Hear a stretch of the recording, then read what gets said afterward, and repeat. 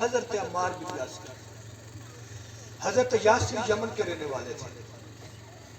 مجھے کبھی کبھی بس میں نہیں رہتا ہم قیامت کے دن کیا منہ دکھائیں. جس صاف میں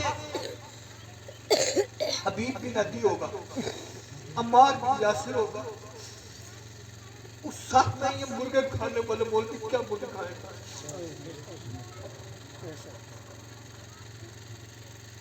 بڑے حالات خراب ہوتے. حضور نکلتے تو جو حضور کے مارنے والے ہوتے ہیں کافی پکڑ لیتے ہیں. مارتے تو پہلے بھی لیکن سامنے اس لیے پکڑ لیتے ہیں کہ ماریں گے ان کو اور ان کو دکھائیں گے، محمد کو دکھائیں گے دیکھ تیرے مارنے والے مار کھا رہے ہیں. سنو ذرا بات یاد. حضرت یاسر تھے یمن کے رہنے والے. ایک یہودی پادری کے پاس رہتے تھے. پادری بڑا عالم تھا. یہودی پادری نے کہا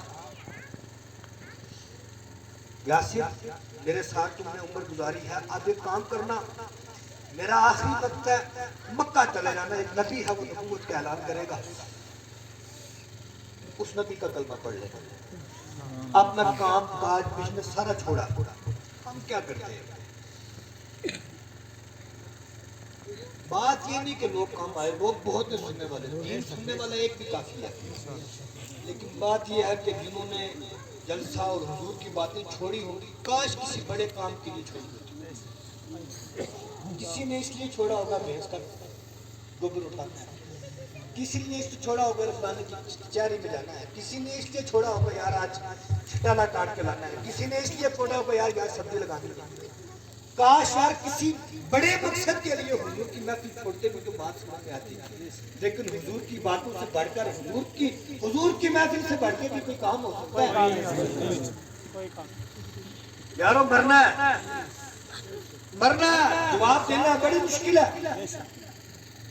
غلامی رسول میں موت بھی قبول ہے، بات بڑی آسان ہے، ثبوت دینا بڑا مشکل ہے. شفٹ ہو کر یہ بات سنی تو تجارت چھوڑی، بزنس چھوڑا، سارا کچھ چھوڑ کے مکہ آ گئے. مکہ میں 370 تھا، دفعہ 370 تھا. دفعہ 370 کیا ہے؟ کہ کوئی باہر کا آدمی آ کے جگہ لے کے نہیں رہ سکتا تھا. رہنے کے لیے یا تو کسی کے غلام بن کے رہ سکتے تھے جس کو بولتے ہیں حلیف بن کے رہنا، یا کوئی کسی کو پناہ دے دے یا کسی لڑکی سے شادی کر لے گے. 3 صورتیں تھیں. یا حضرت یاسر آئے تو ابو جہل کا چچا تھا، ایک بڑا رحم دل آدمی تھا، ان کے پاس آیا، ان کے پاس آ کے رہنے ہو گیا، کام کاج کرنے ہو گیا. انہوں نے اپنے امان دے دی، حلیف بن کے رہنے لگے تو انتظار لگے کرنے کہ اللہ کے حبیب اعلان کریں گے. جیسے ہی حضور نے اعلان فرمایا تو کلمہ پڑھ کے مسلمان ہو گئے. ابو جہل کی ایک نوکرانی تھی باندی، نام تھا سمیہ.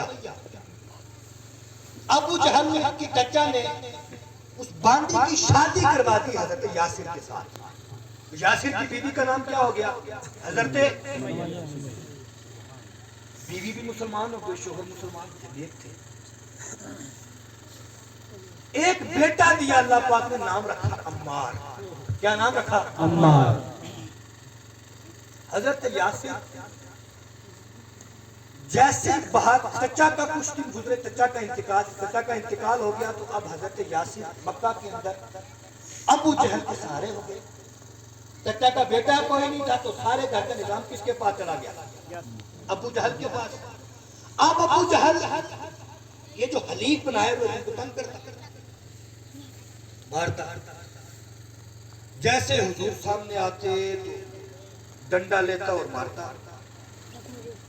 حضور پاس سے گزرتے تو اتنی سکت نہ ہوتی کہ اپنے غلاموں کے جسم کے اوپر پڑتے ہوئے ڈنڈوں کو دیکھتے، نہ طاقت اتنی ہوتی کہ روک لے.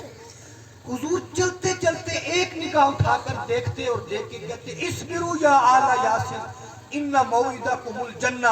کہتے اے آل یاسر صبر کرو، تمہارا ٹھکانہ جنت ہے. سبحان اللہ. ایک وقت پھر وہ آیا کہ حضرت سمیہ کو مجبور کیا. کہنے لگا ابو جہل ایک جملہ بولتے، یہ کہتے کہ میرا رب بھی ہے لیکن جو ابو جہل کا رب ہے وہ بھی ٹھیک ہے. کہا اتنا کہہ دے. حضرت سمیہ نے کہا نہ اتنا بھی کہنا قبول نہیں ہے، برچھی ماری تو جسم کے نازک حصے پہ ماری، نازک حصے پہ برچھی ماری، جسم کے 2 ٹکڑے ہو گئے۔ حضرت یاسر کو 2 گھوڑے منگائے۔ کتنے گھوڑے؟ 2 گھوڑے۔ ایک کا منہ ایک طرف کیا، ایک کا ایک طرف کیا، ایک کے ساتھ ایک ہاتھ باندھا، ایک کے ہاتھ ایک باندھا، ایک ساتھ ایک ٹانگ باندھی، ایک کے ساتھ ایک۔ ان گھوڑوں کو الگ الگ سمتوں میں دوڑایا۔ حضرت یاسر کے جسم کے 4 ٹکڑے ہو گئے۔ پھر قرآن نے کہا، قرآن کیسے قسم رکھا ہے؟ فرمایا والس، محبوب قسم ہے آپ کے زمانے کے لوگوں کی، ان الانسان لفی خسر، بے شک انسان گھاٹے میں ہے۔ زمانے کے لوگوں کی قسم کیوں ہے؟ اس لیے کہ اس زمانے میں عمار بن یاسر جیسے لوگ ہیں، اس زمانے میں حضرت مصعب بن عمیر جیسے لوگ ہیں، اس زمانے میں حضرت حبیب بن عدی جیسے لوگ ہیں، اور اس زمانے کے اندر ظلم و ستم سہنے والے، گھر بار چھوڑنے والے، رسول اللہ کے نام کے اوپر سارا ہی کچھ قربان کرنے والے لوگ ہیں۔ کتنے معنی ہو گئے والا سر کے؟ زور سے بولو، کتنے معنی ہو گئے؟ اور زور سے بولو۔ کیا کیا؟ محبوب قسم ہے آپ کے، قسم ہے آپ کے زمانے کے لوگوں کی، ان الانسان لفی خسر، بے شک یہ انسان گھاٹے میں ہے۔ حضرت علی رضی اللہ تعالی عنہ نے اس سورت کی تفسیر بیان کرتے ہیں۔ جب تفسیر بیان کرتے تو لوگ سنتے، ایک بابا تھے، کافی عمر کے تھے، جب وہ تفسیر سنتے تو وہ کہتے یار میری سمجھ میں نہیں آتا کہ انسان گھاٹے میں کیسے ہے، میری سمجھ میں نہیں آتا کہ انسان ہے گھاٹے میں کیسے ہے، کیسے؟ یہ چاچا جی بیٹھے ہوئے، میں ان سے کہوں میں بہت تھک گیا، بڑا لمبا سفر تھا۔ چچا کو تعجب ہو گیا، یار عجیب بندہ ہے، یہ کہہ رہا تھک گیا، میں تو ریاسی سے پیدل آتا تھا، اوپر مہور تک، یہاں بدل تک، یہ گاڑی پہ بھی آ کے کیا ہو گیا؟ تو چچا کو یہ بات سمجھ میں نہیں آئے گی تھکنے والی، آ رہی بات میں کہ نہیں آئی؟ ان بزرگوں سے کہو آج بڑی غربت ہے، یہ نہیں مانیں گے، یہ کہیں گے غربت اس دور میں تھی جب پہننے کے لیے جوتے کسی کو میسر نہیں، یہ بات صحیح ہے کہ نہیں؟ آج کا جوان جس کو غربت کہتا ہے، بابا اس کو غربت مان کے راضی۔ حضور کہتے ہیں میں بڑی پرانی عمر کا تھا، میری سمجھ میں نہیں آتا تھا کہ انسان گھاٹے میں کیسے ہے۔ میں سوچتا تھا ایک دور وہ تھا جب حضور کے غلام ایک کھجور کو چوس کے روزہ رکھتے، اسی کھجور کو چوس کے افطاری کرتے، کھانے پینے کے لیے کچھ نہیں ہوتا تھا، پیٹ پہ پتھر باندھتے تھے۔ اب انسان گھاٹے میں تو اس وقت تھا، آج تو مکہ کی مدینے کی گلیوں میں ریشم پڑا ہے، کوئی اٹھانے والا نہیں، انسان گھاٹے میں کیسے ہے؟ زکوٰۃ دینے والا کوئی نہیں، انسان گھاٹے میں کیسے ہے؟ حضور کہتے ہیں میری سمجھ میں نہیں آتا تھا کہ انسان گھاٹے میں کیسے ہے۔ کہتے ہیں میں ایک دن بازار گیا، جب بازار پہنچا تو میں نے کیا دیکھا، ایک انسان ہے وہ ہر چیز کی بولی لگا رہا ہے۔ کہتے ہیں کوئی کیلے دینے والا، میرا کیلا بڑا میٹھا ہے، چکنی کیلا ہے کوئی سیب دینے والا، میرا سیب بڑا میٹھا ہے، سیب دے دو۔ کہتے ہیں اسی بازار کے بیچ میں ایک انسان برف بیچ رہا تھا، وہ لوگوں کے ہاتھ جوڑ کے خوشامدیں کر رہا تھا، اللہ کے لیے میری برف لے لو، خدا کے لیے میری برف لے لو۔ کہتے ہیں بزرگ میں اس کے پاس گیا، میں نے کہا جس طرح یہ کیلے والا کیلے کے اوصاف بیان کر رہا ہے کیلا میٹھا ہے، سیب والا کہہ رہا ہے سیب میٹھا ہے، تو بھی بتا میری برف بڑی اچھی ہے، تو لوگوں کی خوشامدیں کیوں کرتا ہے؟ کہنے لگا لوگوں کے سامان میں اور میرے سامان میں بڑا فرق ہے، کیلا آج نہیں تو کل بکے گا، سیب آج نہیں تو کل بکے گا۔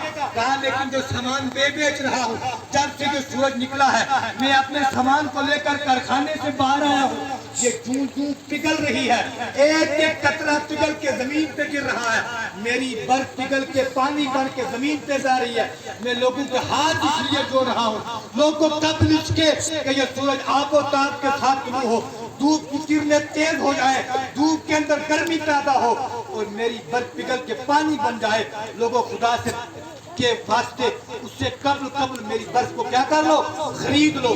بابا جی واپس آئے حضرت علی کے پاس، کہنے لگے اے علی آپ بابو علم ہیں، میں آپ کے قدموں پہ قربان جاؤں، آپ علم کے شہر ہیں، میں آپ کے قدموں پہ قربان جاؤں، لیکن جو تفسیر میں اپنی بدقسمتی سے آپ سے نہ سمجھ سکا وہ بازار میں برف بیچنے والے سے سمجھ کے آ گیا۔ حضرت علی نے فرمایا بتاؤ برف بیچنے والے سے کیا سمجھے؟ کہنے لگے سمجھا یہ जिस तरह कारखाने से निकलने के बाद बर्फ एक एक कतरा बह के बहने हो जाती है, जो जो बर्फ पिघलती है पानी बन के बहती है, बर्फ खत्म होती है, इसी तरीके से जब माँ के पेट से बेटा बाहर आता है, माँ समझती है मेरा बेटा एक दिन का हुआ, एक दिन का नहीं हुआ, उसकी जिंदगी से एक कतरा एक दिन की शक्ल में बन के बह गया।